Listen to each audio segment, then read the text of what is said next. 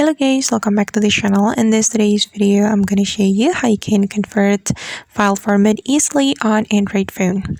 Alright guys, first of all, open your file manager on your Android phone. Then you're going to select a folder where you locate your file. So for example, I'm going to select my folder for this internal storage. So I'm tapping on the internal storage. Okay, and I'm going to open this folder because this is the folder where I locate my file. And for example, guys, I'm going to convert this Word document to PDF document. So we can just tap and hold on this file like this. Then we can tap on this three dots button and there will be several options for us. And we're going to click on rename. Okay, and to convert this file format, we're going to rename the file.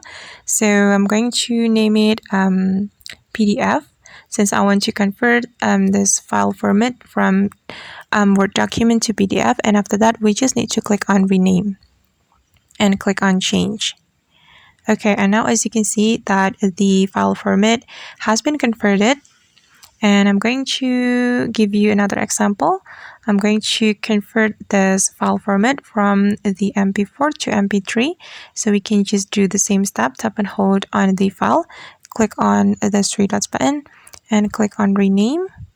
And I'm going to rename as MP3 file and tap on rename and change.